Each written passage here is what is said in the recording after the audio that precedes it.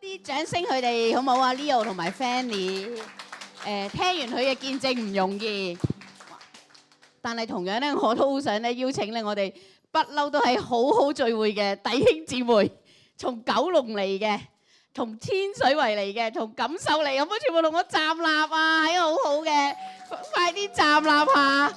哇！我見到波亞斯嘅夫婦啦，我見到每一個天水圍啦，我見到林醫師啦，我見到你哋每一個。其實我覺得好感動係在於初初有好好嘅時候，我就見到你哋啦。而家你哋仍然喺度，耶！請坐。我哋咧喺荃灣舞堂嚟嘅，好唔好同我哋好好嘅講？你哋係好好嘅柱子，你哋係好好嘅柱子。我自己咧嚟咗呢度幾次啦，每次嚟我都好開心。知唔知點解咧？因為呢度好多嘢買。我頭先唔係，我琴日已經開咗，我哋嚟呢度啦。我開咗個群組就同我啲組員講，嗱，呢度咧有好多有羊架啦，有糯米糍啦，有臘腸啦，有魚啦，有好多唔同嘅嘢賣。我嚟做帶貨嘅其實，咁但係我覺得好開心係我哋就嚟過年啦，好想喺過年嘅裏面咧，讓大家真係帶住笑口常開。我哋要踢走咧我哋嘅憂慮同埋恐懼，喜樂平安。所以呢個時候咧，好想咧我哋播條影片先好冇啊？啦，娃娃好可愛，爸爸永遠愛你哦。妹妹叫爸爸，叫爸爸，他是誰啊？為什麼要我叫爸爸？我不要。為什麼不要？妹妹乖，快叫爸爸。難道我不是爸媽親生的？這個人的臉型、眼睛，他才是我的親生爸爸，要來帶我走了。天哪，命運為什麼要捉弄我？妹妹叫你叫爸爸，不要這麼別扭啊！丁丁啊，乖乖聽話啊！聽爸爸的話叫爸爸呀！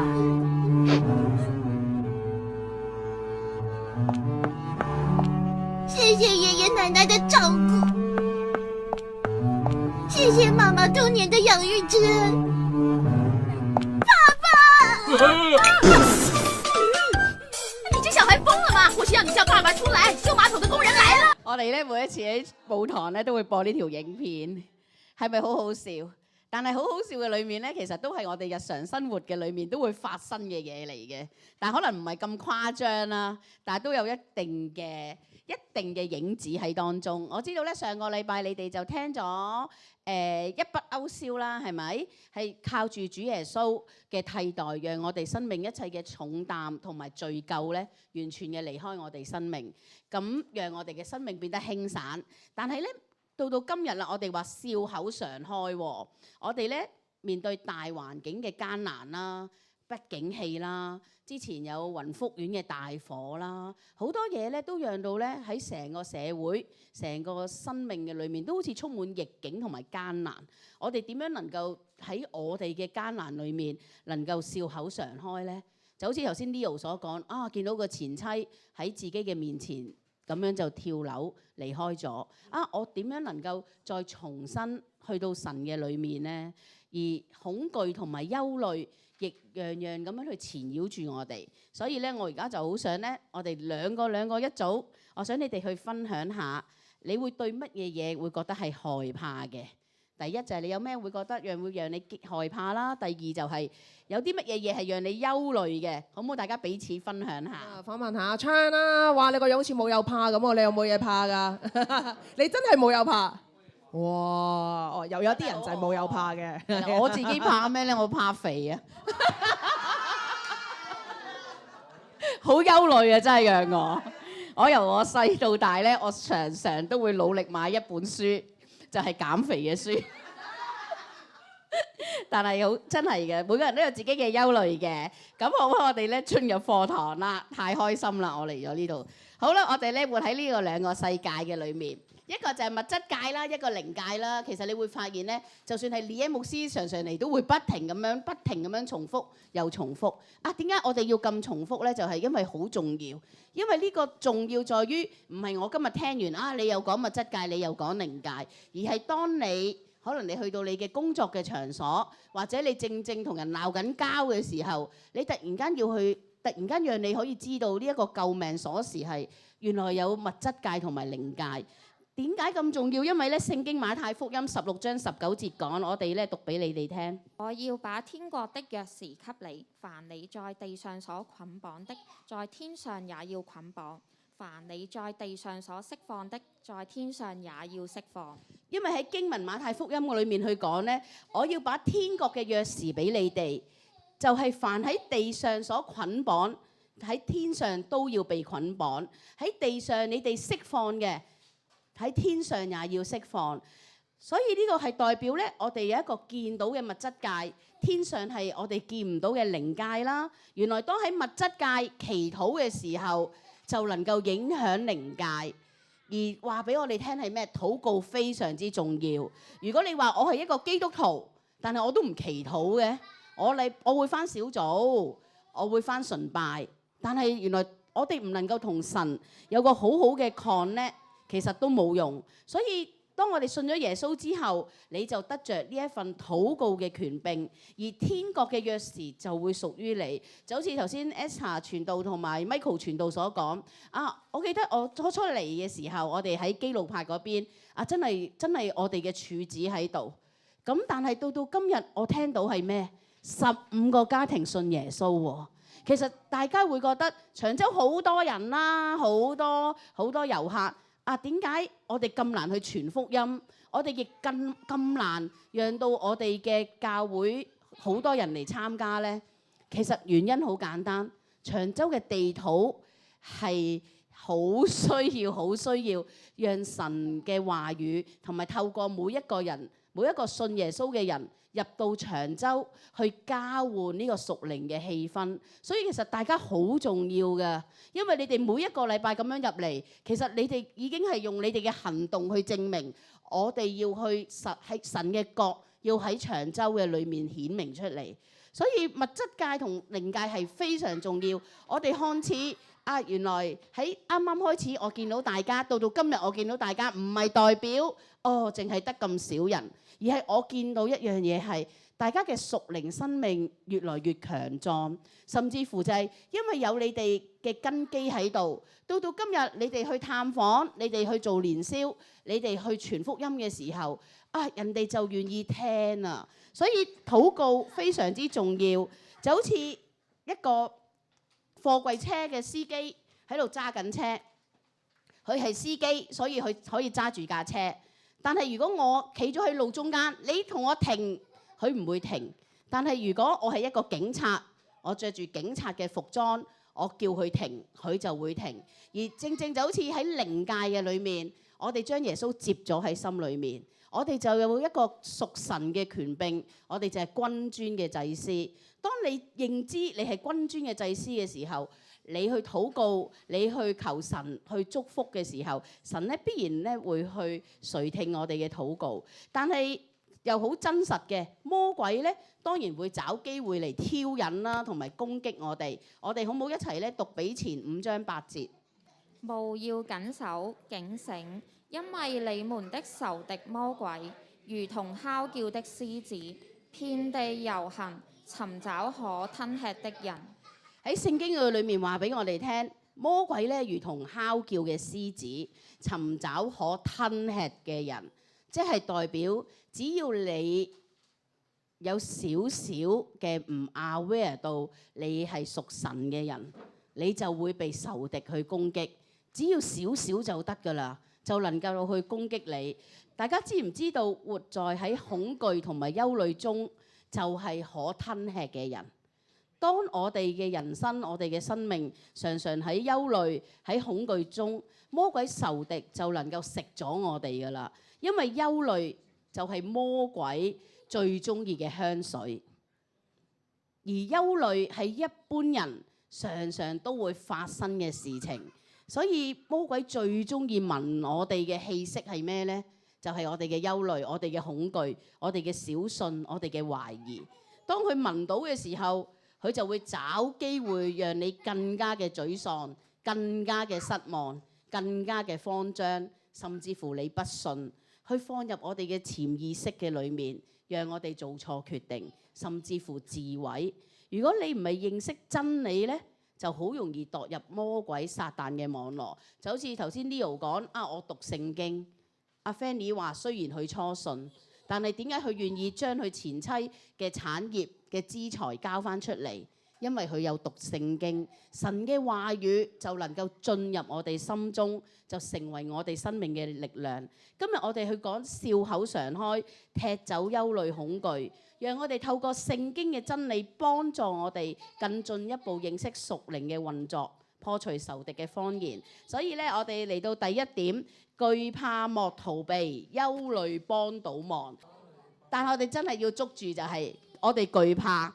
但我哋唔好逃避，因為咧懼怕同埋憂慮咧係讓到人咧笑口難開嘅。我哋常常話笑口常開，但係憂慮同懼怕就係笑口難開啦。我哋一齊讀創世記3章10節啦。他說：我在園中聽見你的聲音，我就害怕，因為我赤身露體，我便藏了。喺經文裏面咧，聖經第一次出現嘅害怕就喺創世記3章10節。喺當中咧，亞當犯咗罪啦，因為老婆食咗個禁果，佢又食咗一啖啦，跟住佢就匿埋啦，佢唔敢去承認。當神去揾亞當嘅時候，佢就匿埋啦，因為佢赤身露體，佢好驚。所以咧喺呢度講俾我哋聽就係原來當我哋犯錯，或者我哋做一啲又唔係咁好嘅嘢嘅時候，其實我哋就會懼怕啦。但係今日呢個標題去話俾大家知，懼怕莫逃避。點解懼怕唔好逃避呢？因為當你做錯嘢，你認錯嘅時候呢，你就唔懼怕。但係我哋想問下大家，有冇為意就係當你做錯嘢嘅時候，你會唔會發覺你好難去承認㗎？如果你覺得好難嘅，可唔可以舉手啊？我都係咁樣諗啦。你唔能夠咧，好容易咁話我錯啊，我整錯咗，硬係要整啲門面嘢嘅喎。例如就係我琴日瞓得唔係咁好啦，所以我今日做錯咗嘢啦。其實我都唔想做錯嘅，但係因為我就咁樣啦。其實搞咗一輪，其實個重點就係錯。咁但係咧，原來我哋本身天然人嘅性格咧，有亞當嘅影子，所以喺呢個亞當嘅影子嘅裏面咧，我哋好容易去逃避。但係今日喺呢個笑口常開嘅裏面咧，去話俾我哋聽，你去承認，你會發現你會一身鬆晒。原來當你做錯咗嘢，你懼怕嘅時候係幫唔到我哋㗎。就好似咧，當亞當佢發現咗食咗呢個禁果唔 OK 唔得嘅時候，佢就去推卸責任，被趕出伊甸園。但係其實我哋可以諗一諗，如果亞當昔日冇去逃避，反而去承認嘅時候，佢就唔懼怕。佢可以去諗，其實神好愛我喎。喺呢個伊甸園嘅裏面，就係得我同夏娃，乜都任食，係咪？好似自助餐咁樣，你中意點就點。又唔使買樓，又咁多土地俾佢，係咪啊？所有嘅嘢神都為佢預備。如果亞當係知道神好愛佢嘅時候，佢就唔懼怕神對佢嘅所謂嘅懲罰，或者佢要承擔嘅責任。所以當我哋犯錯嘅時候，我哋唔逃避，咁你就會發現你就能夠行出一條正確嘅道路，一條屬天嘅道路。懼怕唔係唔好嘅，我而家所講嘅唔係話譬如好似我哋由細到大都會聽到玩火，唔好玩火啊！我哋都會驚火嘅，係咪？我哋都驚被火燒親噶嘛，係咪啊？呢個懼怕又好嘅喎，因為我哋好驚被燒傷，我哋就會去驚啦。甚至乎懼怕又可以轉一轉個 term 係敬畏神，大家有冇諗過啊？因為我敬畏神，所以我唔犯罪；因為我敬畏神，所以我持守真理；因為我敬畏神，所以神喺聖經裏面所講嘅每一句話語，我都去聽。呢個係正面嘅懼怕。所以其實懼怕，我哋成日都話五色公仔啊嘛，喺教會成日講，其實驚一樣啫嘛。如果我用驚轉為一個正向，叫做敬畏神，你就會發現其實我哋就係敬畏咯。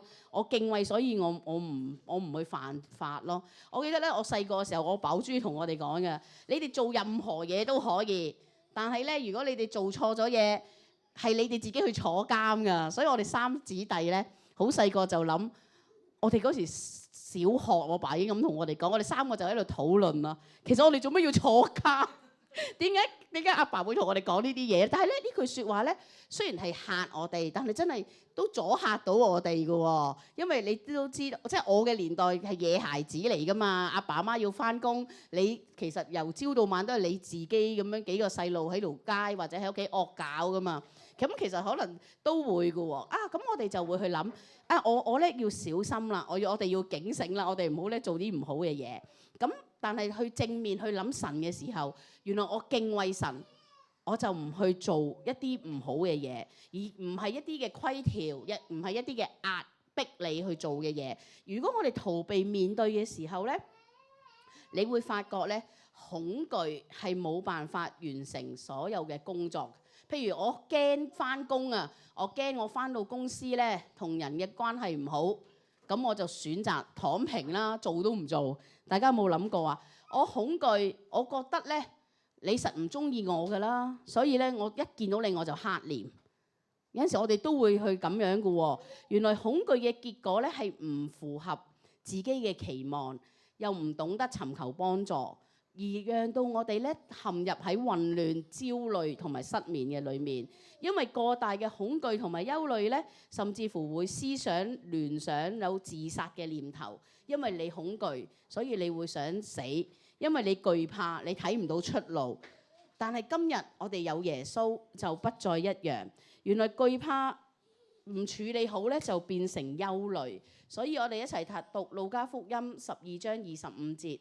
你們哪一個能用思慮使壽數多加一刻呢？喺經文裏面講，你們哪一個能用思慮使壽數多加一刻？思慮係無謂嘅擔心，無謂嘅憂慮。喺路加福音裏面話俾我哋聽，我哋渴望有富足嘅生命，但係憂慮係冇辦法讓我哋壽數加多一點。我哋亦冇辦法，憂慮唔單止冇幫助我哋，甚至乎咧會幫倒忙。所以今日你哋都可以去諗下，喺你生命嘅裏面有乜嘢嘅憂慮係引致你繼續坐咗喺度，攤咗喺度，冇晒出路。而憂慮亦有幾個特徵。第一就係你憂慮嘅嘢係唔會發生嘅。大家有冇呢個經歷啊？即係你憂慮一輪之後，你都唔會發生嘅。我成日都會有呢啲經歷嘅，因為我之前我都係一個好憂慮嘅人。同埋咧，我哋發現咧，當我哋去睇過一個評估，就話原來有98% 人嘅憂慮咧係唔會發生嘅喎。係不會發生嘅。同埋第二係於事無補嘅，因為當你根本你喺個憂慮，有陣時你會發現就係當你同一個朋友、你嘅家人去分享你嘅難處，我唔知你哋有冇試過，你分享咗，我同佢分享我嘅難處，咁點知我分享完之後咧，呢個人就會同我講乜咧？其實咧你講完呢啲嘢咧，我更加嘅憂慮啊！大家有冇試過啊？你想同佢講完之後，佢又再同你講。咁你會發覺，你會更加嘅憂慮。呢一樣嘅都係一個錯誤嘅方法。所以我想話俾大家知，當我哋今日可能我哋要出嚟做嘢啊，遇見唔同嘅人，當有人同你分享佢哋嘅憂慮嘅時候，我哋學一樣嘢，明白你嘅憂慮，我為你禱告，或者係為你守望。我哋咧唔需要鑽研佢嘅憂慮嘅嚇。唔需要係啦，呢個憂慮其實就係咁咯，我都覺得好危險咯。可能真係唔知都一定十死冇生㗎啦咁樣。你真係講得好啱啊咁樣。所以咧，其實我哋好容易有呢個毛病嘅，真係嘅。所以我哋咧唔要咧捉住人哋憂慮嘅説話，繼續去講，讓我哋更加嘅憂慮。第三就會影響蔓延啦。原來咧喺憂慮咧係會傳染㗎喎。如果憂慮唔解決咧，就會變成憂鬱。所以其實好重要嘅，我哋成日都話笑口常開，笑口常開。原來當喺你身邊有一個好憂慮嘅人，我哋如果幫唔到佢，或者我哋嘅家人，佢就會變為憂鬱。如果冇耶穌咧，其實就會好憂鬱㗎啦。點解我話俾你聽，我係一個好憂慮嘅人呢？因為其實憂慮都會遺傳㗎。我爸係一個好憂慮嘅人，因為我阿爸咧45歲先同我媽18歲先結婚，所以咧我哋出世嘅時候其實已經40幾歲，佢亦經歷過日本仔打仗。我哋細個咧係住木屋嘅，咁只要咧有啲風吹草動咧，佢就會將啲大棉胎咧就包住屋企所有嘅嘢咧。我哋放學翻嚟就話走啦走啦，我話去邊啊？火燭啊咁樣。跟住我話跟住我好細個嗰時。我話都冇火，跟住佢就會話出邊已經停咗消防車啦咁樣。我哋成日翻到屋企都會見到個現象，就係我爸攞住啲唔同嘅大棉胎去包住我哋屋企啲家當，預備火燭嘅。所以咧，我爸係一個好憂慮嘅人，同埋因為我爸年紀好大，所以喺我幼稚園識聽嘢嘅時候咧，佢成日都會同我妹、我細佬，我哋出咗世啦，同我哋講。我咧應該咧唔知幾時會死嘅，咁咧到時咧你哋咧就要生，你哋就要乖啦，因為如果唔係咧媽咪就會好辛苦啦，因為你哋3個要照顧，所以咧喺我由細到大裏面入邊都有種嘅感覺，就係我爸幾時會死咧？真㗎，佢一瞓覺咧，我細個我會攞隻手指咧去聞，即係睇下佢個鼻有冇呼吸，咁我會發覺呢啲嘅經歷咧都好讓我成為一個好憂慮嘅人。咁但係咧，而喺呢個憂慮嘅裏面咧，係幫我解決唔到任何嘅問題，因為呢個我成日都會咧，可能到我小學啦、中學啦，或者我出嚟做嘢咧，我都會去有呢啲嘅突然間呢啲唔好嘅記憶嘅。但係原來呢啲嘅少少嘅憂慮嘅種子係喺細個已經種咗落嚟我嘅思想模式嘅裏面，所以咧我哋一定要知道咧，懼怕憂慮要面對嘅。我哋憂慮要交託俾耶穌，所以我哋要去到第2嘅屬靈定律，就係平安嘅屬靈定律，不可不知，就係平安啦。可能咧，你會講咧，我都好唔想憂慮，好唔想恐懼，但係我小朋友又細啦，父母年紀又大啦，我嘅配偶，我同佢嘅關係又唔好啦，咁而家社會經濟又低迷啦，我唔憂慮唔得喎。但喺呢個時候，我哋一定要認識呢個平安嘅屬靈定律。當你知道嘅時候，你就會發現啊，我哋可以將呢一個憂慮咧去交俾神。喺屬靈爭戰嘅裏面，勝過憂慮同埋恐懼，第一步要做嘅就係知道神所賜嘅平安。神係平安嘅神，佢必然咧讓我哋領受到呢份咧屬神嘅平安。我哋好唔好一齊咧讀約翰1書4章18節？愛裏沒有懼怕。愛既完全，就把懼怕除去，因為懼怕裏含着刑罰。懼怕的人在愛裏未得完全。喺經文裏面講愛裏沒有懼怕，呢個愛係耶穌基督嘅愛。當我哋能夠真係完全接到耶穌基督完全嘅愛嘅時候，你就會發覺愛既完全，就懼怕就離開。我想問下喺呢度當中有冇人係父母啊，有仔有女㗎？有肉身，你哋係父母，你哋就知道你嘅孩子做錯咗嘢，你會唔會想佢死啊？唔會噶嘛，係咪啊？所以何況我哋嘅天父爸爸呢？當我哋喺個懼怕裏面，就係因為我哋愛唔夠。但係如果當我哋愛得夠嘅時候，其實我哋就唔會懼怕。如果一個人呢不斷喺個成長嘅裏面不斷被罵啦，喺家庭暴力嘅裏面你就會發現我哋就會變得退縮。甚至乎我哋有好多嘅懼怕，唔好講話感受唔到愛啊，甚至乎係自己同神嘅愛都會阻隔住。但係如果相反，我哋喺我哋原生家庭我哋父爸爸媽媽可能唔係好有錢，但係佢養活到我哋嘅生活嘅裏面佢都好常能夠照顧到我哋會比較容易去明白天父爸爸嘅愛。但係無論你嘅出身今日係點都好。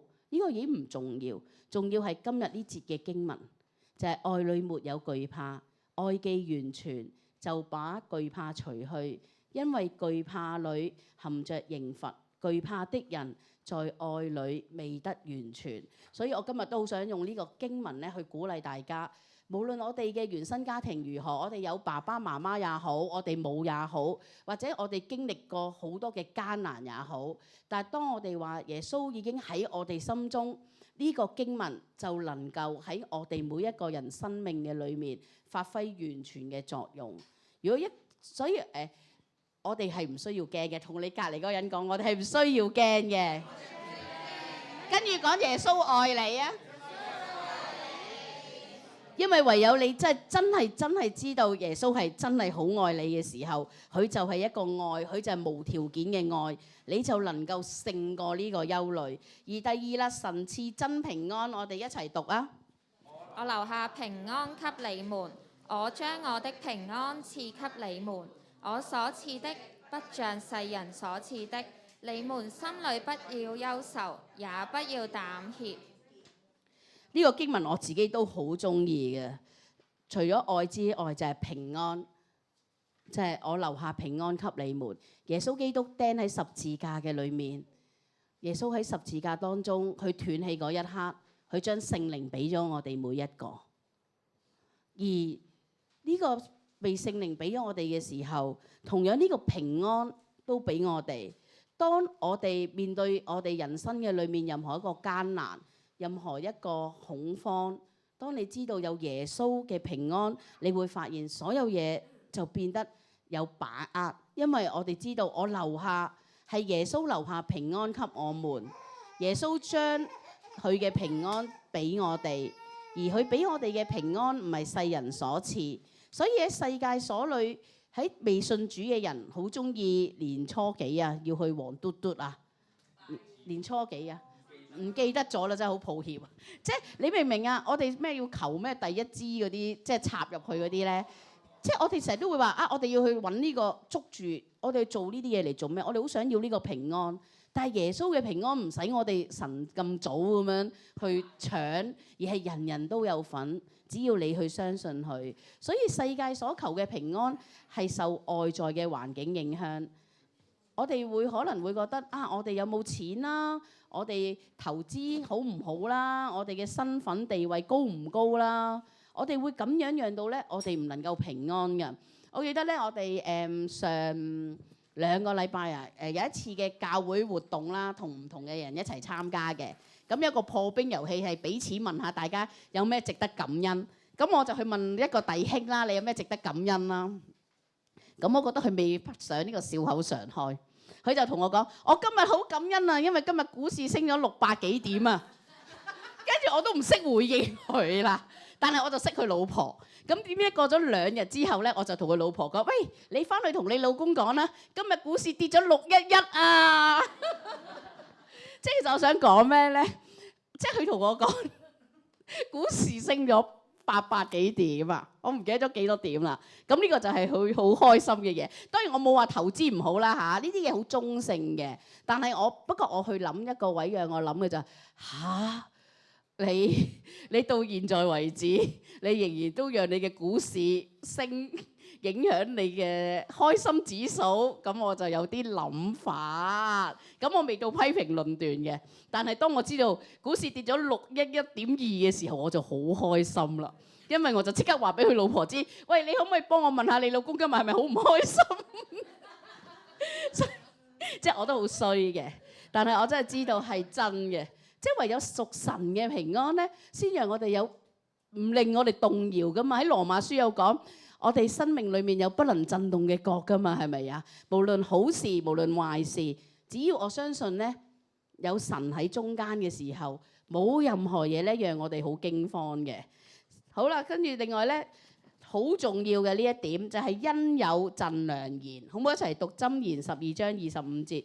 人心憂慮，屈而不伸，一句良言，使心歡樂。大家都明呢句意思啦，係咪？人心憂慮，屈而不伸，一句良言，使心歡樂。原來憂慮咧係讓人哋消沉嘅，良言咧讓到人哋好開心。如果咧我哋成日同一啲好憂慮嘅人一齊嘅時候，你會發覺你哋嘅談話咧只會更加嘅害怕，更加嘅驚慌，更加嘅消沉。大家有冇懷疑啊？真嘅喎！如果我哋同一啲好負面嘅人一齊嘅時候，但係我自己又覺得咧，唔係話啊呢個人好負面啦，我以後就交叉佢，而係咧我哋可以改變佢。而係當你成日同一啲好憂慮嘅人一齊嘅時候，你就要去 tune 一 tune 啦。我有個門徒咧，好憂慮，唔係好憂慮啊，好負面嘅。基本上我同佢講任何嘢咧，佢都會好似同我講嗰個人啊對佢唔好啦，嗰個人啊糟質佢啦，嗰個人啊即係總之係全部都係唔好嘅。佢一開口咁，但係咧我發現啊，原來有啲嘢咧唔係你去話佢㗎，因為話佢係冇意思，佢自己都唔知佢自己係咁。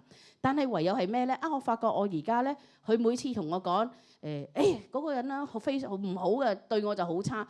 我話哎呀，其實會唔會其實佢好想對你好嘅，不過佢驚。所以咧，佢見到你咧都唔識點樣對你好，我就要去幫佢轉啊。咁我發覺咧，我而家每一次佢都將唔好嘅嘢改為好嘅嘢同佢講嘅時候咧，佢冇得同我接去第三句，因為我覺得我好痛苦。我每次聽到佢電話，佢就同我講半個鐘佢嘅憂慮。但係你同佢講唔係咁嘅時候，佢咧就會再講再多嘅佢拿捏嘅證據，話俾我知呢啲憂慮係啱嘅。但係我突然間有一日，我覺得啊，咁樣唔係辦法㗎啦，咁樣嚟消耗我內心嘅精力。咁我就發現咧，我就開始佢講唔好嘅嘢咧，我即刻同佢講翻個好嘅嘢，全部都係。我就發覺佢接唔到我啦。咁開始咧啊，今個月就有啲進步啦。佢開始即係發生咗唔好嘅嘢，佢都同我講好嘅嘢。我覺得咧，苗苗牧師講咗一樣嘢好好嘅。佢曾經講過咧，當佢眼睛受傷嘅時候。其實佢就係祈禱，就係主啊，多謝你啊，多謝你咧，讓我而家嘅年紀咧先冇一隻眼睛，即係睇唔到嘢啊！多謝你咧，讓我仲有一隻眼睛睇到嘢啊！主啊，真係多謝你啊！你真係好識為人預備啊！點解你做兩隻眼睛唔係做一隻眼睛啊？我自己聽到佢咁講嘅時候，我自己入邊就覺得冰冰啦，即係我覺得好犀利啊！同埋當佢有陣時，佢係我哋嘅部門嘅部長啊嘛。咁嗰陣時，我哋都會同佢講啊，嗰啲嘢點樣唔好啊，或者而家發生咗啲咩唔好咁樣。佢咧好好嘅就係，佢唔係去同你講你講得有幾唔好，呢啲係事實嚟嘅，係真係需要處理嘅嘢。但係佢就話：我哋祈禱啦，不如，與其我去討論呢啲唔好嘅嘢，不如我哋去祈禱啦。所以頭先我都想鼓勵大家，無論我哋我哋好好嘅，我哋係荃灣嘅，我哋真係要捉住一個鑰匙，就係禱告。凡係你天上所捆綁，地上都捆綁；你喺天上釋放，地上都釋放。所以咧喺憂慮嘅裏面，同埋咧，當你遇到你嘅屬靈同伴啦、你嘅太太啦、你嘅丈夫啦、你嘅親人啦，當佢講憂慮嘅時候，我哋試下接下去，接龍計劃係講好嘅嘢。咁我哋發覺咧，喺呢個時候係魔鬼仇敵就唔能夠再去攻擊我哋啦。同埋第四係非常重要嘅，就係凡事告訴神。我哋一齊讀腓立比書4章6至7節。應當一無掛慮，只要凡事藉着禱告、祈求和感謝，將你們所要的告訴神。神所賜出人意外的平安，必在基督耶穌裏保守你們的心懷意念。大家知唔知咧？呢個腓立比書咧係保羅所寫，而保羅所寫呢個書卷咧，佢正正喺監獄裏面。你諗下，一個喺監獄坐緊監嘅人，佢竟然可以去鼓勵基督徒，鼓勵當代嘅信徒，應當一無掛慮。而重點係我哋禱告，將我哋所要嘅告訴神，祈求迫切嘅跟神求。我哋唔係同我哋隔離嗰個求，而係我哋係話俾神知，神啊，你開道路俾我。神啊，我今年我遇到我嘅艱難，我遇到咧我好多嘅問題。主啊，你嚟幫助我。我咧成日都失眠，我成日都發惡夢，我成日都唔舒服。神啊，你親自進入我嘅夢境嘅當中。我哋每一個人，當我哋遇到艱難、遇到唔好嘅時候，我哋能夠轉向嘅就係我嚟禱告。因為你會發現，當你越禱告嘅時候，你就會發覺你嘅苦毒會慢慢嘅離開你。因為神應許我哋㗎，神應許將平安俾我哋㗎。有陣時我自己都中意同神講，即係遇到啲唔如意嘅嘢啦，或者我自己唔開心嘅嘢，我就會同佢講：喂，應當一無掛慮啊！你又話應當一無掛慮嘅，而家點先？即係我都會咁樣問神嘅，哇！我有時都會失眠喎，哇！搞嚟搞去，聽日又要晨禱喎，唔翻又唔得喎，因為星期二我哋師生組嘛，要翻去同啲學生分組，咁啊哇咁搞錯啊！而家3點喎，你而家點啊？我而家翻唔到喎，咁樣即係我自己都會覺得，當然我唔係恐嚇神啦，我只係話俾神知，哇！我而家真係唔得喎，但係你話我應當一無掛慮，神你話你醫治我嘅，你親自嘅嚟幫助我，所以當我哋遇到任何嘅問題，可能我哋每個人嘅問題都唔一樣，但係你禱告咯，你去話俾神知，神啊，我需要啊，我需要透過禱告嚟倚靠你，我需要禱告嚟支取你嘅力量，我需要用你嘅禱告，我要得着出人意外嘅平安，因為憂慮同埋恐懼係冇能力讓我哋笑口常開嘅。我記得咧，我阿爸好多經典嘅，其中講多一個經典俾大家知啊。唔係講笑嘅，真係。我記得咧喺我中學嘅時候咧，我阿爸突然間又好憂慮啦，咁啊攞咗好多好大扎藥咁樣翻嚟，佢就話好語重心長就話俾我哋聽，我懷疑咧我患咗乳癌。你哋都笑咧，買咗幾萬蚊藥翻嚟，跟住咧佢就同我哋交低身後事啦，又即係其實交低身後事喺人生嘅裏面咧出現咗好多次。咁佢咧去到講嘅時候咧，咁我哋而家好憂慮啦，好驚啦。咁跟住收尾佢就買咗藥，跟住每個禮拜就去深水埗嗰個西醫嗰度咁樣係咁度睇醫生啊各樣嘢。咁我有佢講初講嘅時候好憂慮好驚嘅，但係講咗幾個月嘅時候咧，入邊就會覺得，喂，其實係咪真㗎？開始懷疑啦自己。我哋幾姊弟啊、阿媽咪啊已經懷疑係咪真啦。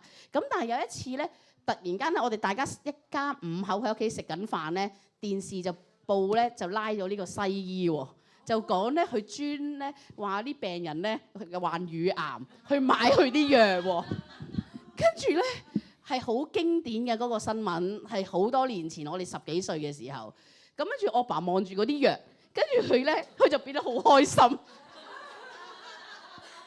原來我唔係患咗乳癌，但係嗰時我細個已經信咗耶穌㗎啦。但係我又唔識笑口常開啦細個。但係我就覺得係咯，即係我就會見到就係我阿爸嘅，我自己而家去回想啊，去諗翻就係我阿爸嘅憂慮咧，係由火燭啦，跟住又由佢會好早死啦，跟住佢延伸到咧，佢要俾埋錢去買一啲即係都唔 make sense 嘅。而家我諗起嘅時候唔 make sense 嘅嘢啦。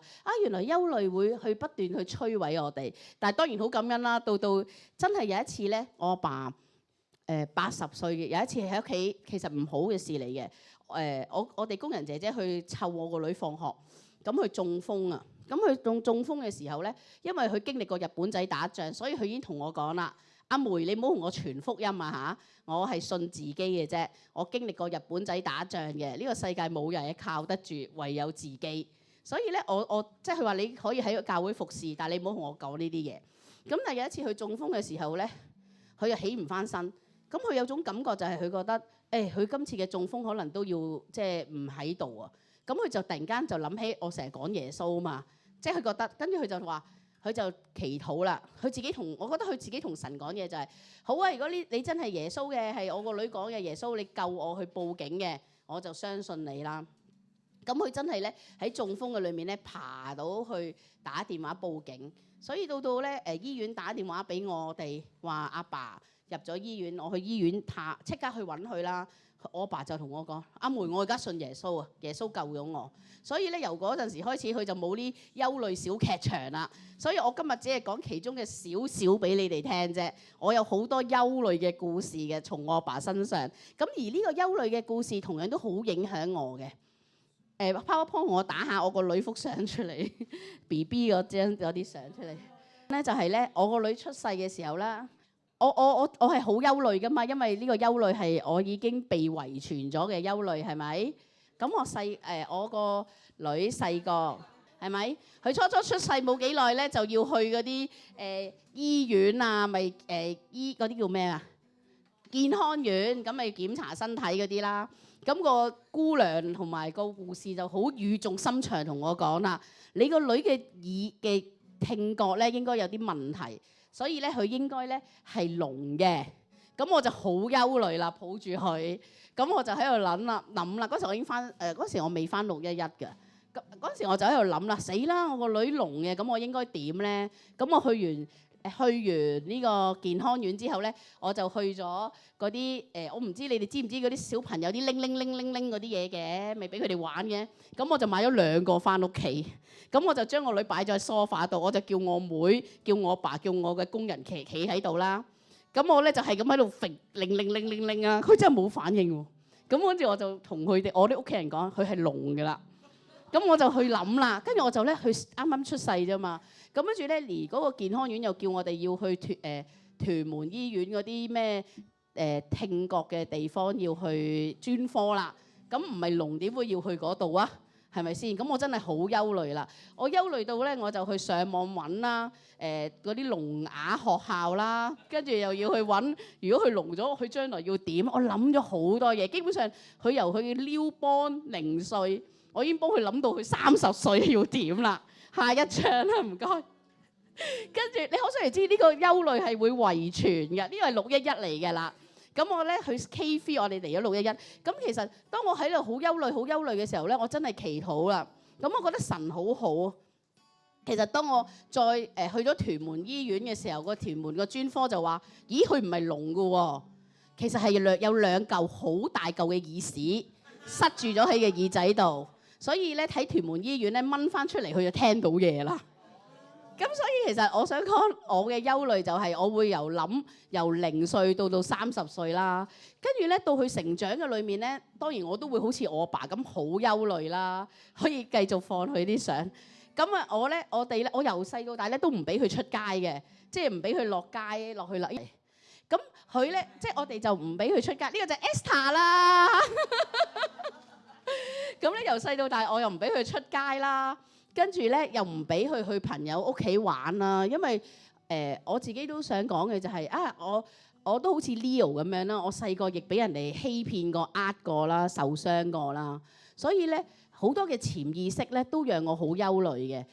佢咧就驚巨響啊嘛，係咪？我咧好驚咧有人突然間嚟我屋企撳門鐘嘅。好多人即係識我嘅人都知咧。有人撳我門鐘咧，我第一件事唔係去開門，我第一件事就翻入房。我會好怕咧，突然間有陌生人咧去接近我嘅。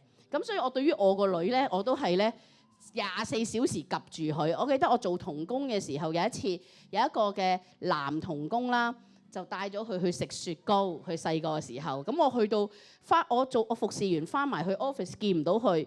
我話我個女咧咁樣，咁佢哋就話佢帶咗佢去食雪糕啊，跟住我就發脾氣啦。我話你做咩要帶佢食？點解佢要帶佢食雪糕啊？未問我做咩帶佢食雪糕？佢唔可以離開我視線。跟住我另一個同工就話：Yosa 你冷靜啲，只係去食雪糕啫。但喺我裏面咧，我即刻唔見咗我女就會係咪俾人拐咗啦？係咪俾人捉咗咧？係咪嗰個人咧對佢不利咧？我就會好諗好多呢啲嘢。咁咧，同埋咧就係我又會去諗啦，因為佢由細到大都唔中意讀書嘅，係唔中意啊嚇！佢最中意咧就係畫畫跳舞，咁甚至乎咧，我成日都覺得佢嘅即係佢好特別嘅。我哋細個好中意打遊戲機噶嘛，咁咧佢都攞嚟打遊戲機。佢打遊戲機咧，佢輸咗咧，佢唔係再玩過，佢係會咬爛部機。你哋有冇聽過啊？你哋有冇聽過有呢啲嘅細路啊？哇！我真係覺得佢都唔知，佢個樣又唔似智障喎，但係佢嘅行為係好特別嘅。我同佢落街湊佢落街去翻611啊嘛，就揦住成沓嗰啲苗圃嗰啲嘢，咁啊問隔離個婆婆你信唔信耶穌啊？咁樣俾張人，嗰個婆婆話我唔信啊咁樣，跟住佢同佢講你唔信你就落地獄㗎啦。即係其實佢所有嘅嘢咧都唔係一個正常嘅孩子嘅反應。所以咧，我由細到大都會覺得我好憂慮佢。咁但係我覺得真係好感恩嘅就係佢喺教會成長咯。所以咧，今日當我講笑口常開嘅時候，我發覺原來我嘅孩子啦係讓我最憂慮嘅。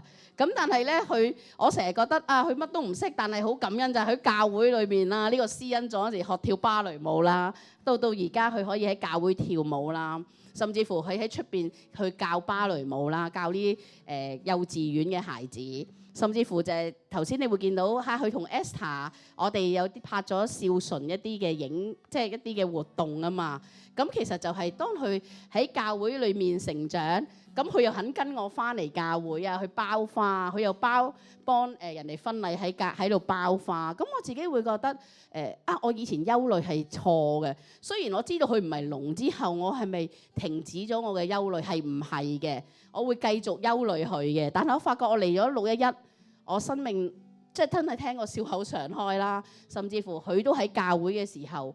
我發覺我相信就係神你會帶領佢咯，唔係我再去籌算佢應該會點咯。可唔可以仲有下一張啊？咁甚至乎而家我話佢唔中意讀書啦，咁神又讓佢突然間中午嘅時候發奮圖強，好中意讀書。咁佢而家讀緊心理學，因為佢好想成為一個藝術治療師。咁我自己會發現就係我以前可能好喺佢細個佢哋互動佢嘅反應嘅裏面。我對佢又會有好多諗究竟佢將來會點啊？佢讀唔讀得成書啊？佢會唔會揾到工啊？或者佢嫁唔嫁得出啊？諸如此類，諸如此類。咁今日譬如咁樣啦，佢而家有男朋友嘛？咁佢男朋友咧就送咗紮花俾佢，係心形花。咁佢就喺琴日情人節冇經過老公嘅同意之下，佢會問我老公攞錢，就係包咗呢紮花俾我。咁我自己就發覺就係我哋每個人生命嘅裏面都有憂慮。我自己喺我爸爸嘅身上，佢嗰個憂慮嘅種子其實不斷去蠶食我嘅。佢不斷咧去讓我咧好我嘅情緒，可能大家會覺得我好開心，但其實我係經過好多年，我愛裏沒有先能夠愛裏沒有懼怕。甚至乎大家有冇懷疑？大家都好多小劇場㗎。張師母咧成日都上年都同我講你真係好多小劇場嘅。我同佢傾偈嘅時候，佢都問我究竟我可以撳你邊粒掣，你嘅小劇場先離開你呢？跟住我自己先再去反省一個位，究竟喺我人生嘅裏面，我而家信緊啲乜嘢嘢？我係服侍神嘅人，點解我仍然唔能夠喺呢個位裏面站立得住呢？所以我真係想去祝福大家，我哋要去知道，無論係懼怕，無論係憂慮，都係讓我哋無法笑口常開。當我哋懼怕嘅時候，我哋可以面對，我哋可以向神嚟禱告，尋求神嘅幫助。唯有神嘅愛，先能夠有真平安。我哋好唔好一齊去敬拜我哋嘅神？